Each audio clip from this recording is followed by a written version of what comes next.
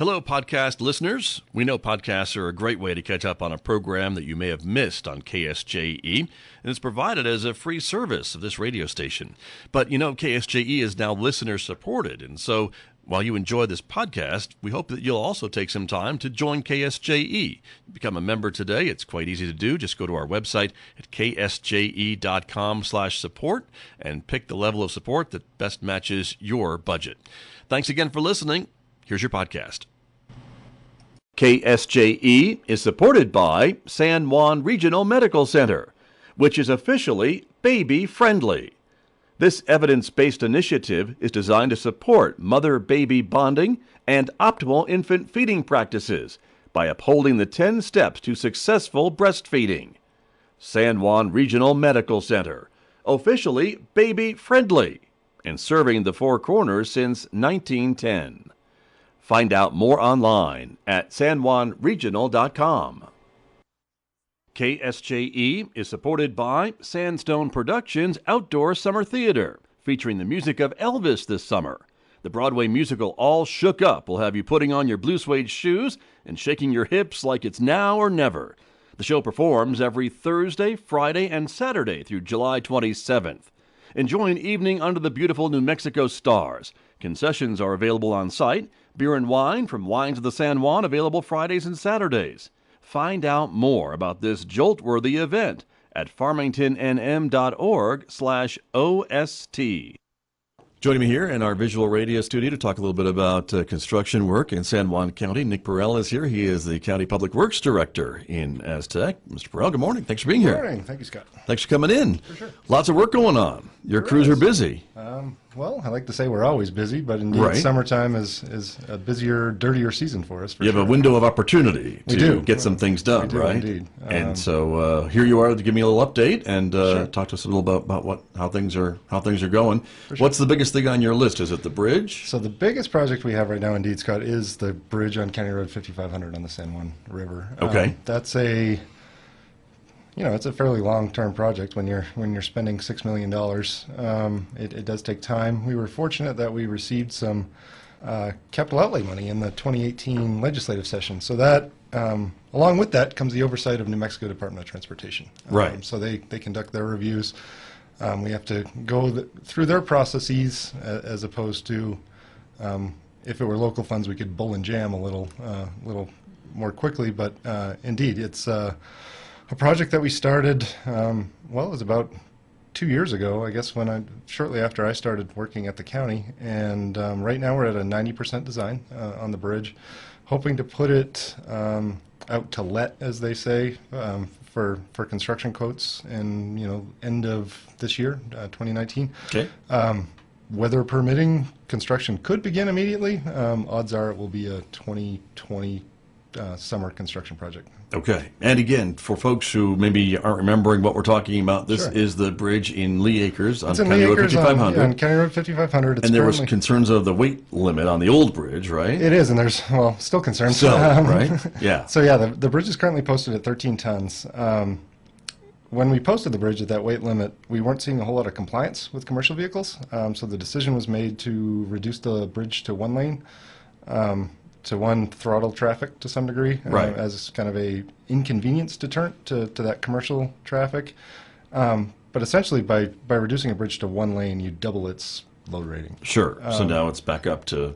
Well, no, I'm still saying it's 13 tons. Okay. I see. Okay. But it gives I'm an engineer. Engineers are risk adverse. I understand. And so yes, and indeed, by reducing it to one lane, when we do get those unauthorized oversized loads, it doesn't pose as large of a risk to the motoring public as it otherwise could. Right, right. And what about the higher flows in the river? Has that caused any concerns for you? I mean, obviously they're built to deal with these ups and downs of the river level. Yeah. So that bridge in particular wasn't built to any real standard. It was constructed in the 60s by I don't want to say a ragtag group of local individuals, but it indeed was. It was built by members of the community, some with construction experience.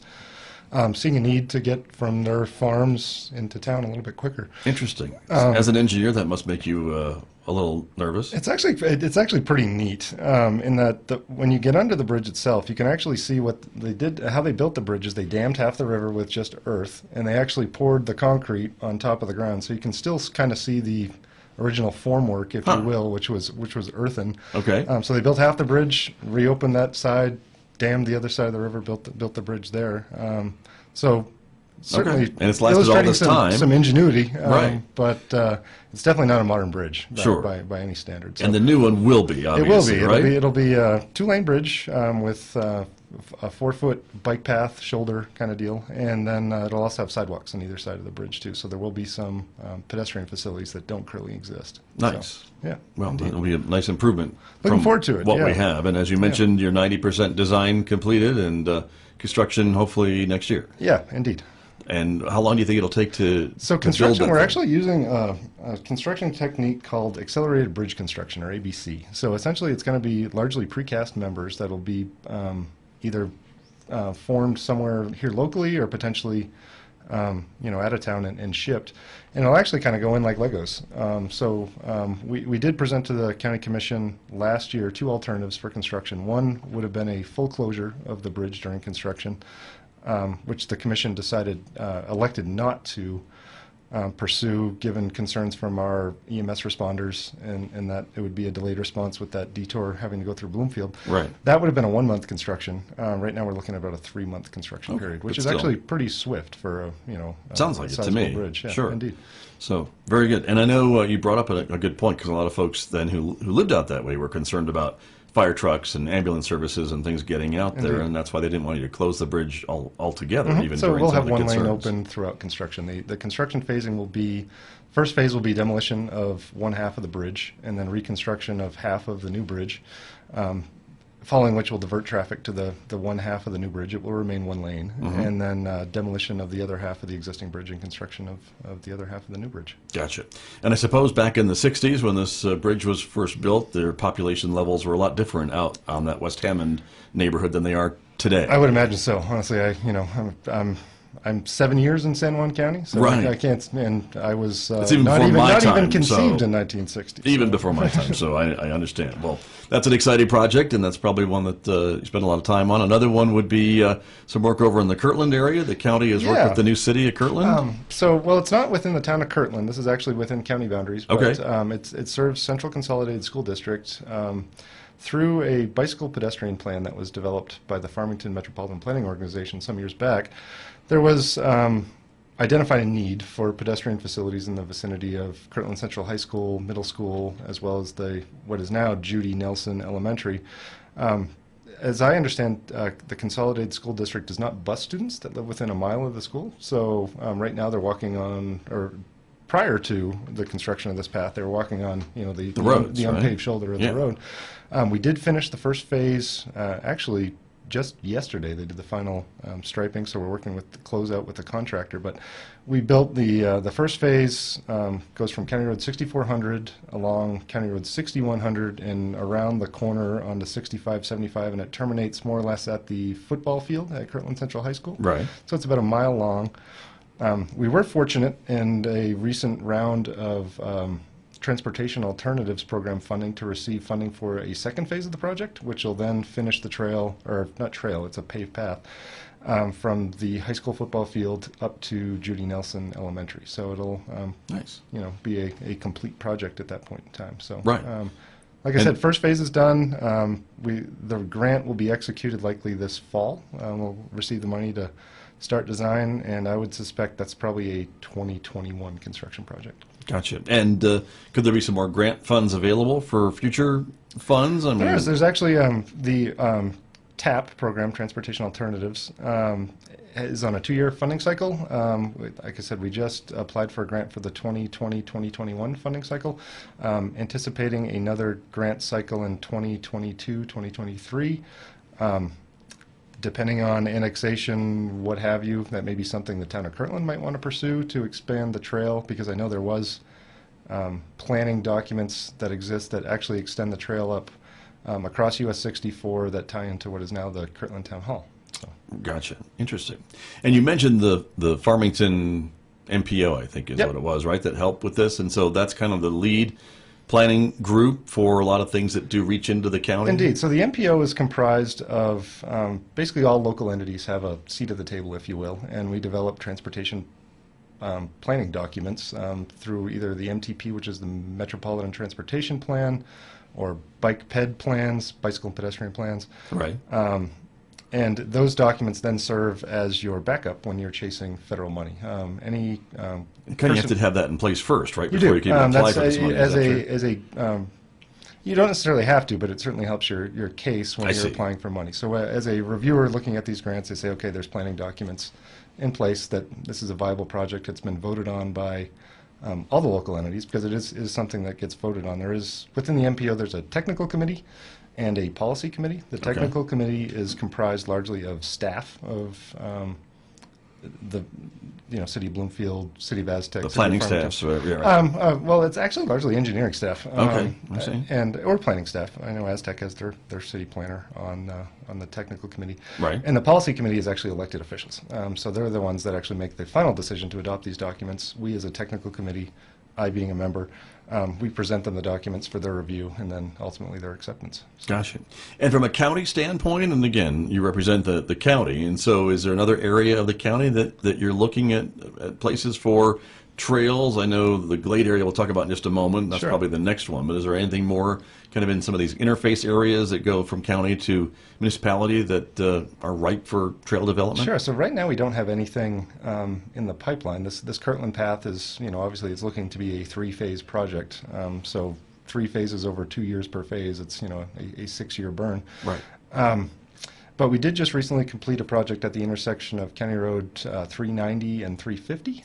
That was a safety project that we did add some pedestrian facilities to. For those folks who are familiar with our county road network, it is a rural road system.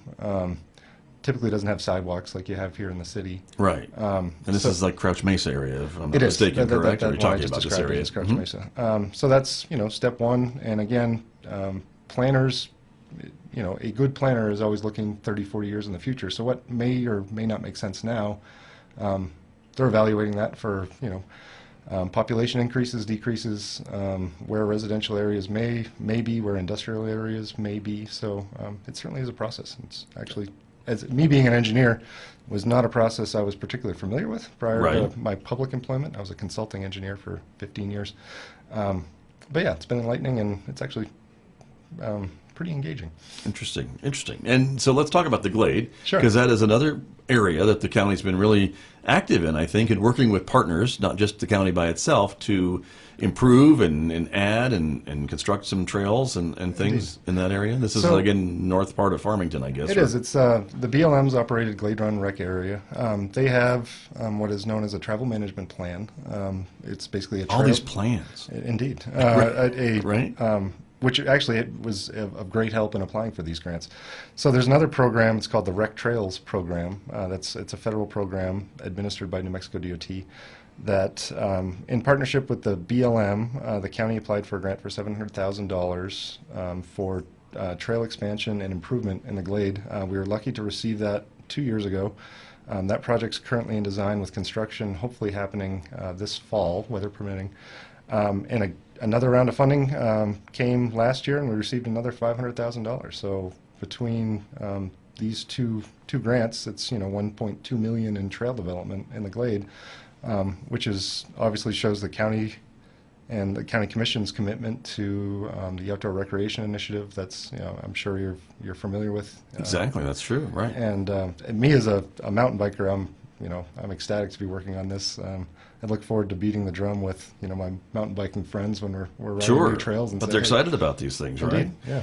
And you kind of got into it a little bit about what this means for county residents, but we hear about it too a little bit more about the outdoor recreation and attracting visitors from other places, Sure. and also talking a little bit about maybe multimodal transportation networks and things like that. A lot of folks think about having a trail system that links the 3 cities and things along that line. Is that something that So there is a we work towards? Yeah, within that bike plan, bike ped plan I'm mentioning, Yeah. the old railroad line that runs between Farmington and, or ran between Farmington and Durango.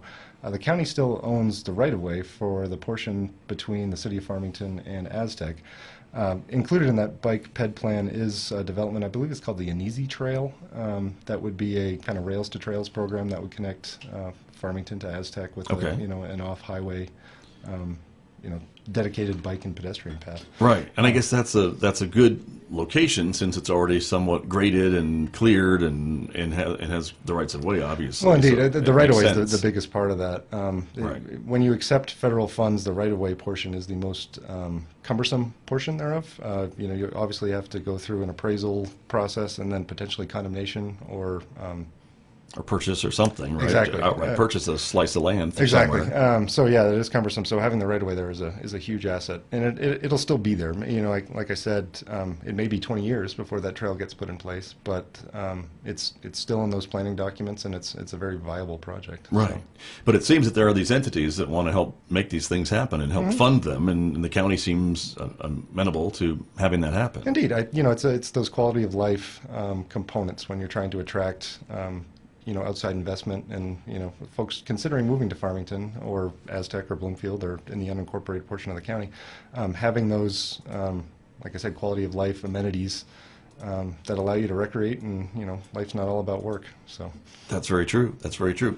And some of these areas, again, linking the Glade to Farmington Lake, that's been talked about as well. And that's actually part of this current project. There will be the city. I know City of Farmington has a trail plan in place to link the lake to the Glade, and as a portion of the grant that we're currently administering, we do have a connection from their terminus into the Glade Run area. So. Nice. So yeah, you'll be able to camp at Farmington Lake, park your car, get on your ATV or your mountain bike, and you won't have to get on the road. Right. You can go back and forth. Indeed. On these new systems. Yeah. Other thing we want to talk about is road construction and paving, and this is that window of opportunity that we talked about at the beginning of the program, right? That it is road construction season. Yes. So every year, the county receives, as well as the other local entities, from New Mexico DOT a funding stream called the Local Government Road Fund. We use those monies to purchase materials to resurface roads by way of chip sealing, using our own crews, which actually allows us to stretch that money quite far. Otherwise, hiring a contractor to do the work, you end up spending 60% of it on the contracting component. So yeah, this summer we have 25 miles of resurfacing planned. We've started. We're a little behind given the wet and long winter we had. Right. Normally we start with the crack seal process, which is where we fill cracks in the road with a rubberized crack seal material. In February, this year we didn't get to start till April, so we're playing a little bit of catch up. But yeah, as soon as we crack seal it, we put down an emulsion. It's an asphalt emulsion product. Apply a layer of chips. Half-inch rock is what it is. Mm-hmm. Roll it, sweep it, restripe, and generally we get about 7 years out of those resurfacing projects at a cost of about $40,000 a mile, where asphalt repaving would cost probably 5 times that. So. Wow. And I know a lot of folks are, I don't think none of us understand maybe the costs involved, besides you, of resurfacing some of these roads. And so that is kind of the most cost-effective solution, that chip seal process? It is. Like I said, we can do about 25 miles a summer using that process, and within our road system we have about 220 miles of paved road. So trying to get it on that 7-year cycle. More rural roads that don't see as much traffic may be on a 10-year cycle, whereas more high-volume roads might be on a 5-year cycle. But yeah, it allows us to stretch our money as far as we can.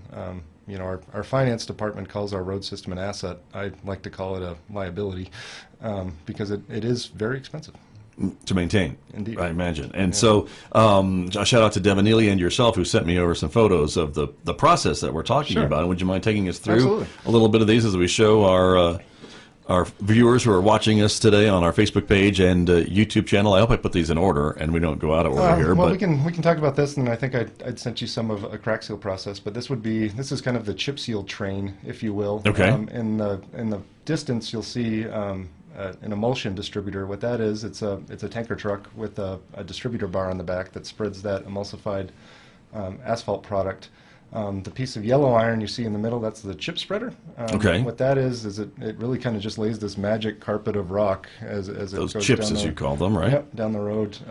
And then in the back, obviously, is a dump truck. That's what feeds the chip spreader Right.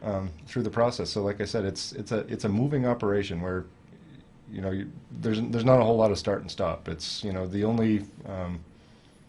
only constriction to the progress is, frankly, how quickly we can get dump trucks back up to that chip spreader. Interesting. It goes surprisingly fast. On any given day, we can do about 2 miles. And so these things are moving, and so for folks who are watching, the tanker truck at the far end of the picture is going forward, and then the dump truck is in reverse? In reverse. Yeah, Got you it. got it. Okay. Actually, the dump truck is hooked onto the chip spreader. The dump truck's in neutral. And the gets chip spreader towed. It gets towed. Yeah. So it's feeding into the chips Yep. all the time until it runs out, Yep. and you replace it with another truck, I And suppose, so, yeah, right? we'll typically have a chain of dump trucks behind that. Right. And so this picture, we're looking the at a reverse angle, different yeah. angle, right, of kind of what's going on and how it all happens, right? So yeah, again, you see that distributor in the front. It's even operable right now. You can see the oil coming out of the back. And the chip spreader, that's kind of a cascading waterfall of rock that you see coming off of there. And then in Right. the background, you see that roller, like I'd mentioned, in the far back, that's actually compacting those rocks into the emulsion to get that adhesion. Right. And then, of course, is there another step that you have to come in and sweep up the loose rocks We after do. this, right? At the end, we'll typically do an initial sweep that day, then let traffic get on it for a couple weeks, and then we'll come back out and sweep again, and then we'll actually stripe the road. And of course, I know everyone's worried about their windshields and things like that. That's always a concern. There's always signs up that warn It is, you about yeah. the We- loose we try gravel to- and we things try to like keep that, traffic right? to 25 miles an hour. Obviously, some people don't observe those signs. If there are complete Those are the windshield- same ones sending their heavy trucks over your bridge, is Indeed. probably.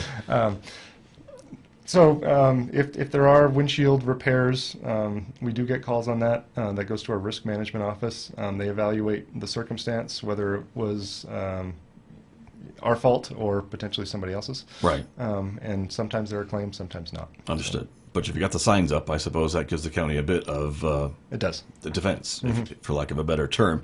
And I know, is this a concern for motorcycle riders too when they get on pavement like this? I'm not a rider, so I can't speak. I'm not a But- motorcycle rider either, Scott, but at the perhaps initially it might be a little bit more of a treacherous ride, but at the end of the day, it's essentially a paved road that's got a slightly more coarse surface. Sure. Once everything's swept off, I completely agree with you. Indeed. But if there's loose gravel, I would assume if I'm on a two-wheeled Indeed. motorcycle, it might Again, observing those construction zone speed limits is advisable. be right. Another picture. This is again that Oil distributor. oil distributor that's laying down that thick goo. I guess It Seems is. It's a to me. thick goo, and that's the other That's my technical term for it. issue we have with folks not observing these construction sites is occasionally people will drive across that coming out of the driveway not realizing you're going to have a car covered in thick goo, like you said.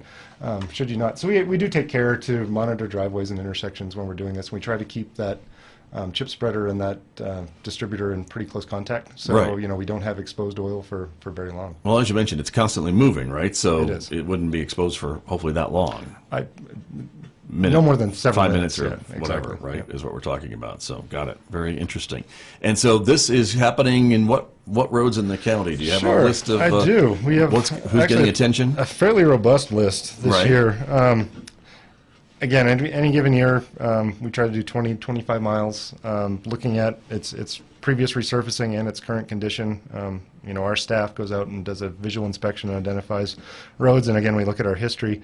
So this year, we're going to be chip sealing County Road 3900, which is out on Crutch Mesa. Right. I think it's Wildflower Parkway in Farmington extends to 3900. Or I'm sorry, that's 3950.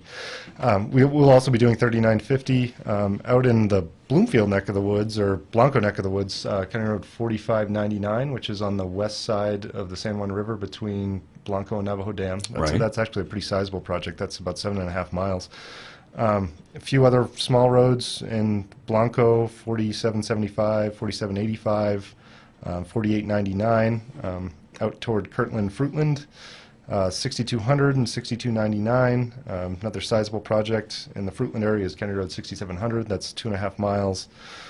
Up at the state line off US 550 is 2105. We'll be resurfacing. That was actually the state highway at one point in time. The county took over that road when they rebuilt 550. And there's a neighborhood just south of Aztec. Well, we'll be doing 3124, 3125, and 3128. County Road 3450, which is in Florida Vista. We'll be resurfacing that. Another road out in Bloomfield, neck of the woods, is 4800. That's 2.8 miles. So that's our list for the year. Again, it all totals about 25 miles. So it's a pretty robust program. We were fortunate this year that, as you may be aware, the southeast portion of New Mexico is generating a heck of a lot of tax revenue from the oil field. So a lot of that went back to the DOT, and they spread it out to the local government. So yeah, nice. Typically we might receive $400,000 in LGRF funding. This past year we received almost $800,000. So it was a good year. That certainly helps, because I know the county budget is pretty lean and mean. It is. You know, I won't speak for the finance department, but I know our revenues are down about 11%. From gross receipts tax. So. And when we say that and talk a little bit about that, when you hear that from the finance department, it is important to do projects like this, that maintenance, that regular maintenance on some of these roads, right? Because if you defer that, indeed, it costs more in the long run, does it not? That's certainly a discussion we had when you know, the county was facing a budget shortfall of about $3 million for next year, and you know, obviously the Public Works Department, you know, aside from the sheriff's office and the detention centers, we have the, you know, third largest budget in the county that's not associated with public safety. So, well, this is a big budget. Let's, you know, look for ways to cut it. But you know, the finance department also does recognize the fact that we don't want to be deferring maintenance, because, you know, what might cost us $1 a day might cost us $3 2 years from now. So, right. We found a way to make it work. And like I said, we were fortunate that we received a sizable grant from the state this year. And I'm curious if your snowplow budget took a hit this winter with some of the storms that we had and things like that. I know it's going back a few months. And so yeah, that's our overtime budget is what that affects. Is, I see. You know, they get called out in the middle of the night. We manage that as best we can. If, you know, a crew gets called out to work nights, they may get sent home the next day, which is unfortunate for those folks that, you know, get few overtime opportunities. But again, it's part of, you know, keeping an eye on it. But yes, it was a busy snowplow year. I would think so. And a shout out to your crews for getting out there at all hours, I suppose, when the storms hit. You know, it never seems to snow during the day here. No, it doesn't. So it's always in the middle of the night, and it's always at 5 o'clock when everybody's ready to go home. So they've worked a 10-hour day, and then they, you know, face we work them in 5-hour shifts at nighttime. So, right. Yeah. Very interesting.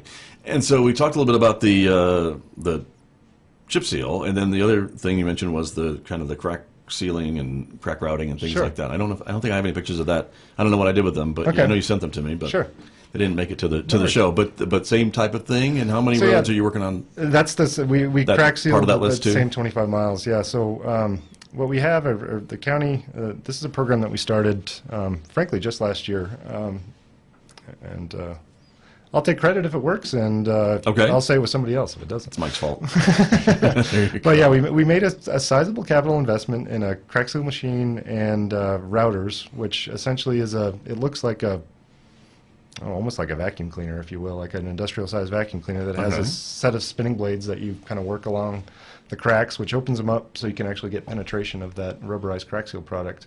So it'll actually go down through the asphalt as opposed to just sitting on top. And so it won't get rubbed off maybe by traffic exactly. or whatever, I suppose. So the idea there is without the chip seal, that should last 5 years. When we're putting the chip seal on top of it, we're getting about 7 years out of these resurfacing projects at a cost of about, like I said, $40,000 a mile, which is very reasonable. Right. And by having this equipment on your own, by buying it outright, that saves money than having to rent it or lease it or something? Certainly does. We do have a full-service maintenance shop as part of Public Works. We have 6 full-time mechanics, and indeed, so for a capital of investment of about $100,000 for those pieces of equipment that I just mentioned, we're able to use our own crews and, like you said, not have to rent. The rental of a crack seal machine is about $2,500 a week, so it pays for itself pretty quick. I would think so. Yeah, it sounds like it does. But you have to maintain it. But you have the crews to do that. Indeed. Is what you were telling me. And so for folks who are watching and listening to us this morning, and maybe they live on a county road and they're concerned about its condition, what's the process, again, where you evaluate and decide when that road gets put on maybe the schedule for replacement or upgrade or whatever? So in this last year, I've been fortunate to be able to build a small engineering group at the county. As I mentioned, I'm an engineer. I hired another engineer and licensed surveyor, and we have an engineering technician. And we embarked on what is a pavement condition analysis throughout the county, where we drove, every paved road. We actually did corings on an every mile basis, did an assessment of the cracks, and gave us really a baseline report for prioritization of road resurfacing. So let me stop you there for 1 minute. How many miles of roads do we have in San Juan County? Okay, so all told, it's about 740, of which 220 miles are paved. The remaining 500 and change are Not road-based gravel roads. Yeah. Gotcha. So you were working on the paved ones, obviously, Strictly the paved for ones. this report. So you've done all that. You've got your baseline. Exactly. So yeah, we looked to that. We looked to obviously our history, which, as I said, I've been with the county for about 2.5 years. The chip seal history that I have goes back about a decade, so it's gone through that 7-year cycle. So we have good data on where we've been and where we need to be. Again, that pavement condition analysis is pretty critical when prioritizing what needs to be done. So yeah, it was a very viable effort by our engineering staff, and it's a document that I, when it comes time to write the grant every year, that's what we go to. So if I live on one of those roads, though, and I want you to take another look at it, can you just refer to that document and say, well, we checked it and it's not due for anything until 2021 or what have you? We can. So obviously a big part of what I do is talking with citizens, and roads are important to people, obviously, for good reason. So it's having the, we're not going to do it for 5 years, well, why? And having that why to back it up via that document is very helpful to me. So. Would there be any reason to go back out and maybe re-look at it in case absolutely. of Yeah, absolutely. more wear and tear, if we had some runoff or something that maybe ate away at part of it, who knows, right? I mean, our staff, we have a maintenance and construction staff. They're always driving around. It's shocking the amount of miles these guys put on their pickup trucks, because they're out looking at issues, responding to citizen concerns and complaints and input. So yeah, indeed, we don't just pick up the phone and say, yeah, we've got this document, sorry, We're sticking to it. yeah, right. So yeah, no, we're nimble if need be. Okay. And the other question I have would be, if I live on one of the gravel roads, it's dirt roads, it's not paved, what would be, is there any kind of threshold that it needs to meet before it would be considered to be paved? Because that's a major upgrade. It's a major expense, and it's honestly something that we don't actively pursue without, again, it would have to be a circumstance where this was a low volume road and a developer came in and put 200 house lots on the end. It might be something we would look for the developer to foot the bill on. Sure. Initially, and then we would adopt it into our system. But we do get calls, hey, can you pave my road? And the challenge is tactfully saying, probably not. Can't afford it. Yeah, exactly. Or just, too expensive. So what we do on gravel roads, particularly in residential areas, is we do an annual application of magnesium chloride, which is a stabilizer and dust deterrent. Actually, this is the season we're doing that now. So if folks are seeing, it's a distributor the same as was shown in the chip seal photographs. I see. Right. But it's a different product. It's a magnesium chloride, which is obviously salt water, for lack of a better way of describing it, and it has a blend of a product called lignin, which is a tree sap derivative. So that gives it some additional stickiness, and that's what makes it black. People say, hey, you're putting asphalt down on the road. It's on my car. Well, it's maple syrup, for lack of a better way of describing it. Should rinse off. Yeah, exactly. Too, And it does. Part of that, right. But that's really interesting. And again, it just makes sense that you have to have certain thresholds and certain criteria for these roads and neighborhoods to meet before the county can step in to do anything with it. For sure. And I know there's still some folks who maybe think that they live on a county road and are surprised to find out that maybe it's a private road. Or private or non-county maintained. Right. Yeah. So, absolutely, and that's a major cause of confusion and frankly consternation. We do have 3 classifications of roads within the county. One is full county maintenance, or CM for county maintained. On those roads, we perform routine maintenance. We maintain the drainage systems, culvert replacements, so on and so forth. If it's paved, maintain the asphalt. If it's lesser county maintained, that's a designation. I'm not entirely sure how it came to be, but I think it was potentially at a time where the county was flush with cash and we were looking to do the best for our citizens. So for the lesser county maintained roads, we do we do blade those roads or use a motor grader on them twice annually, a minimum of twice annually, oftentimes more than that. But yes, there are roads classified as NCM. Those are those signs that are red and white. Those are roads that were never accepted by the county for maintenance. Some of them came to be via summary subdivision, if you will, just a gradual subdividing of land where to be in compliance with E911 standards, we have to be able to identify where you live so we can get an ambulance or a fire truck to your house. Sure, need to label that as some kind of So that's road. how it got that road number. So there is some confusion. People see that county shield, be it red and white, they don't necessarily understand the difference.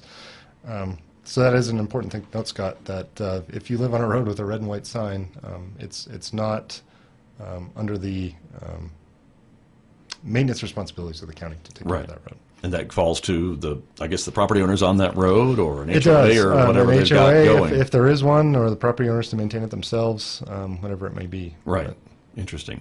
And the other one that's kind of in the middle is just out of the county's generosity, I guess, to help out. that's my speculation. I can't say for sure, but yeah, it was. There's again, it was probably a function of the number of people living on the road. It wasn't being maintained. Let's absorb it. Well, we know we have a lot of miles of roads in this county, as you mentioned, over 700, I think, right? 740 is the amount. So there's a lot to keep you busy. Plus all the other things we've talked about this morning, the trails and the paving and everything else. So we are out of time. Nick Porell, is there anything else to add to our conversation? No, I appreciate you having me, Scott. All right. If folks have a question, can they give your department a call? Sure, they can call our office. Our office number is 505-334-4520. You can ask for me. It'll either be Carl or Ashley that'll answer the phone, and they will direct you to where you need to go. All right. Very good. Thanks for coming in this morning. Thank Appreciate you. it very much. That's Nick Porell, my guest. He's the Public Works Director of San Juan County, my guest here on KSJE. Back with more in just a moment, everybody.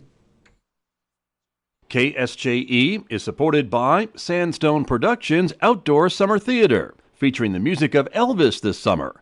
The Broadway musical All Shook Up will have you putting on your blue suede shoes and shaking your hips like it's now or never. The show performs every Thursday, Friday, and Saturday through July 27th. Enjoy an evening under the beautiful New Mexico stars. Concessions are available on site. Beer and wine from Wines of the San Juan available Fridays and Saturdays. Find out more about this jolt-worthy event at farmingtonnm.org/OST. KSJE is supported by San Juan Regional Medical Center, which is officially baby-friendly. This evidence-based initiative is designed to support mother-baby bonding and optimal infant feeding practices by upholding the 10 steps to successful breastfeeding. San Juan Regional Medical Center, officially baby-friendly, and serving the Four Corners since 1910. Find out more online at sanjuanregional.com. Did you enjoy that podcast? We hope that you did. And if you did, share it with your friends. And if you really want to keep podcasts like this coming, please support KSJE. You can do it easily online at ksje.com.